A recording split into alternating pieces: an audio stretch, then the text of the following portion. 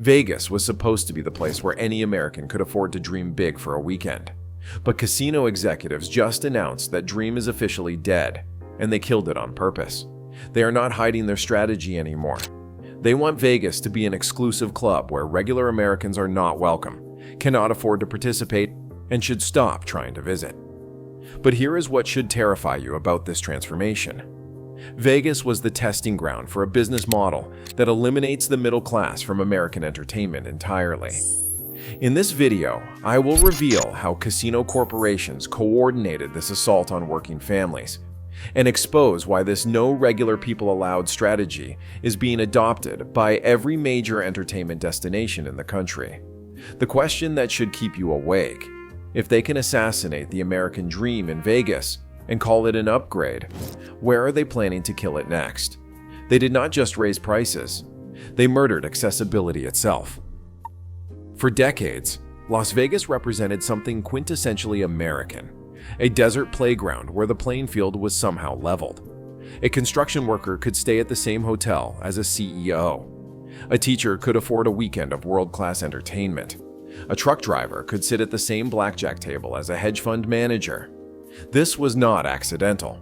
It was the foundation of Vegas's entire business model. The city thrived because it welcomed everyone, regardless of income bracket or social status. This accessibility made Vegas unique. It was not just about gambling, it was about offering ordinary Americans a taste of luxury, excitement, and possibility they could not find anywhere else. Budget hotels lined the Strip next to opulent resorts. Buffets offered affordable dining options alongside gourmet restaurants. Free entertainment attracted visitors who might then try their luck at the tables. The entire ecosystem was designed to make every American feel they belong. But over the past decade, something sinister has happened. Corporate casino executives systematically dismantled this model of accessibility.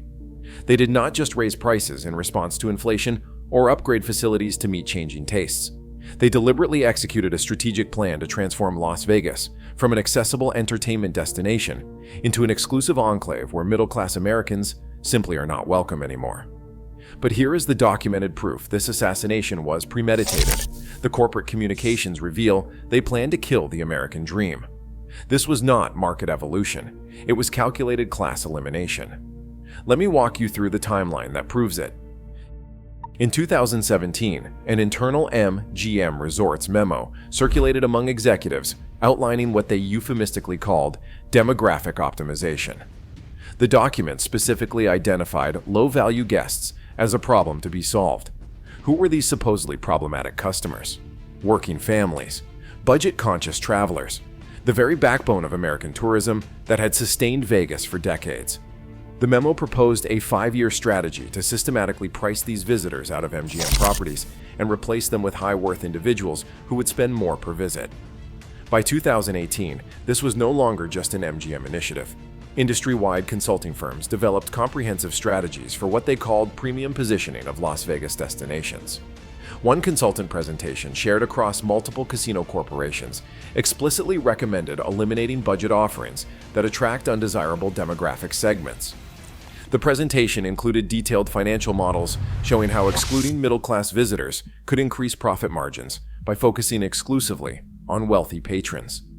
In 2019, multiple casino corporations implemented executive training programs specifically designed to identify and discourage what they termed undesirable demographics. Human resources documents revealed training materials that taught staff how to make certain types of customers feel unwelcome without explicitly discriminating. One training module was literally titled Cultivating Exclusivity and included role-playing scenarios for discouraging budget-conscious visitors from returning. Then came 2020, and the perfect cover, the pandemic. While COVID-19 forced temporary closures, casino executives saw opportunity in crisis. Internal communications show how they plan to use the reopening phase as justification for permanently eliminating budget-friendly options. Buffets disappeared, never to return. Budget hotels were converted to luxury suites. Free parking became a thing of the past. Complimentary drinks while gambling were severely restricted. Each change was documented in corporate strategy meetings as part of the acceleration of our demographic transition plan. From 2021 through 2023, the transformation was complete. The no Riff Raff policies were fully implemented across major properties, and executive communications celebrated the success of their strategy. One casino CEO wrote in an email to shareholders that they had successfully repositioned their properties to attract the right kind of visitor, resulting in higher per-guest spending and reduced operational costs associated with managing high-volume, low-value traffic. Another executive was caught on a hot mic at an industry conference, saying that they finally got rid of the coupon clippers and the buffet hounds, that Vegas is not for everyone anymore, and that is exactly how they want it. So what's driving this coordinated assault on working Americans? They discovered that excluding people generated more profit than including them. The math is brutally simple from a corporate perspective. One wealthy visitor spending $5,000 is more profitable than 10 middle-class visitors spending $500 each. The wealthy visitor takes up less space, requires fewer staff interactions, and causes less wear and tear on facilities. From a pure profit maximization standpoint, exclusivity became more attractive than inclusivity. Wall Street analysts did not just approve of this transformation, they demanded it. Quarterly earnings calls from 2018 through 2023 show analysts consistently praising casino executives for what they called customer quality improvements. This was not about better service, it was code for eliminating working-class patrons. Financial reports explicitly highlighted demographic shifts as positive indicators for future profitability. Private equity firms that acquired significant stakes in casino properties during this period pushed hard for exclusivity models. They were not interested in Las Vegas's historical role as an accessible entertainment destination. Their investment thesis relied entirely on transforming Las Vegas into a luxury-only experience. Internal presentations to these investors showed detailed plans for systematically pricing out middle-class Americans, with revenue projections based on attracting only high-net-worth individuals. The financial incentives aligned perfectly with class discrimination. Casino corporations discovered they could increase profit margins by 30 to 40% simply by focusing exclusively on wealthy patrons. Lower staffing needs, reduced facility maintenance, and higher per square foot revenue became the new metrics of success. The actual number of visitors became irrelevant compared to the spending power of each visitor. And working Americans are realizing they have been deliberately betrayed. Families are sharing stories of feeling unwelcome in places they once loved. Social media platforms are filled with testimonials from longtime Vegas visitors describing how they have been priced out or made to feel unwanted at destinations they have visited for decades. A retired firefighter who visited Vegas annually for 25 years said that the last time he went, he could not afford parking, could not find a reasonable meal, and was treated like an inconvenience rather than a valued customer. After a quarter century of loyalty, he said they had made it clear people like him are no longer welcome. A middle school teacher said that her family's tradition of celebrating anniversaries in Vegas came to an end.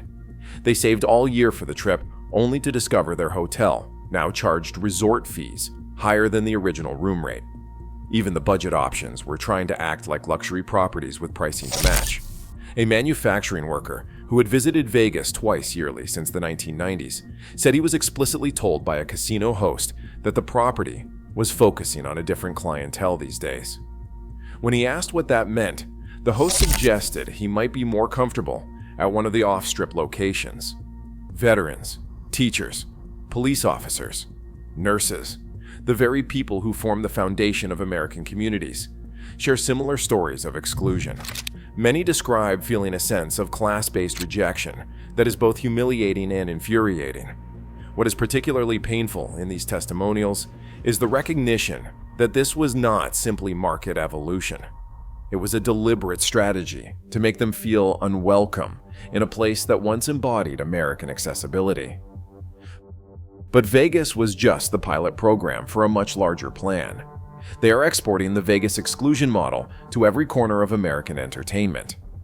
The no Riff Raff strategy is not contained to the Nevada desert. It is becoming the standard business model across the entire entertainment industry. Look at what happened at Disney parks. What was once a cornerstone of middle-class American family vacations has implemented pricing strategies that have made it increasingly inaccessible. They eliminated free fast pass services in favor of premium paid lightning lanes. They removed complimentary airport transportation. They stratified hotel properties with fewer budget options. They introduced premium experience upcharges for what used to be standard offerings.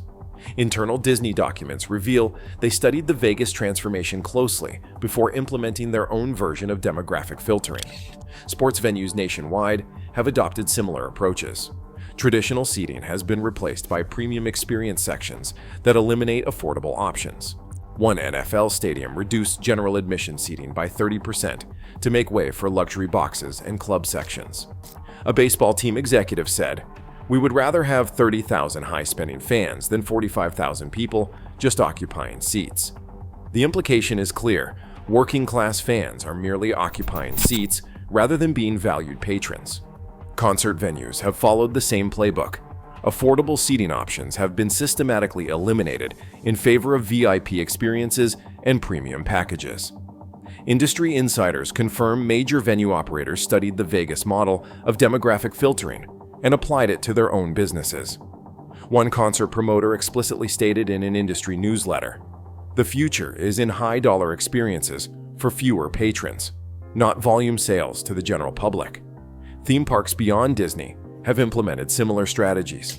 Universal Studios, Six Flags, and other major destinations have created tiered systems where full enjoyment of the park requires premium add-ons beyond the base admission price. One industry consultant report circulated among theme park executives was titled, "The Vegas Strategy: Maximizing Per Capita Revenue Through Demographic Selection." Even public venues and tourist destinations that receive tax subsidies and operate on public land are adopting exclusionary practices. National parks have implemented reservation systems that advantage those with flexible schedules and technical resources. Museums have dramatically increased admission prices while eliminating or reducing free admission days. The goal across all these venues is the same. They are creating an entertainment apartheid where economic class strictly determines access to American leisure activities. The Vegas experiment proved that excluding the middle class could be profitable, and now every major entertainment venue is following suit. So how do working Americans fight back against this exclusion system? The American dream can only survive if you refuse to let them kill it. This isn't just about vacations or entertainment. It is about resisting a fundamental shift in American society that says ordinary working people do not deserve access to cultural and recreational experiences. The good news is that collective action can force change, but it requires deliberate choices. First, reject businesses that practice class discrimination. Vote with your wallet by refusing to patronize venues that have eliminated accessibility. Seek out and support businesses that still welcome all Americans, not just the wealthy. When an entertainment venue chooses exclusivity over accessibility, document it, share your experience, and take your money elsewhere. There are still destinations that value working families. Your support strengthens their business model. Second, support politicians who oppose exclusionary business practices. Many of these entertainment venues operate on public land or receive significant tax benefits. Demand that your representatives tie those tax benefits to accessibility requirements. Public resources should benefit the public, not just wealthy patrons. Some cities have already begun implementing ordinances requiring venues that receive tax benefits to maintain affordable access options. These policies need to expand nationwide. Third, use social media to expose corporate contempt for working families. When you experience class-based exclusion, document it. Share screenshots of impossible pricing, descriptions of dismissive treatment, and evidence of systematic elimination of affordable options. Corporate executives hate nothing more than public exposure of their exclusionary tactics. The Vegas transformation happened largely without public awareness, and the national expansion depends on the same secrecy. Fourth, demand accountability from companies benefiting from public resources while excluding the public. Many entertainment venues receive tax breaks, operate on subsidized land, or benefit from publicly funded infrastructure. These benefits were granted with the understanding that these businesses would serve the entire community, not just its wealthiest members. When a business takes public benefits while excluding most of the public, they are violating the social contract that justified those benefits. Finally, remember that business models respond to profit incentives.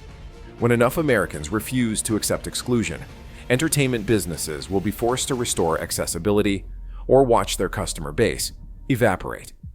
The no Riff Raff strategy works only if working Americans accept being labeled as Riff Raff and quietly disappear. Refuse to disappear, and their entire model collapses. They assassinated your American dream and called it an upgrade. Have you been excluded from places that once welcomed you? Share your exclusion stories below. We are fighting this class war together. Subscribe if you refuse to let them eliminate working Americans from entertainment.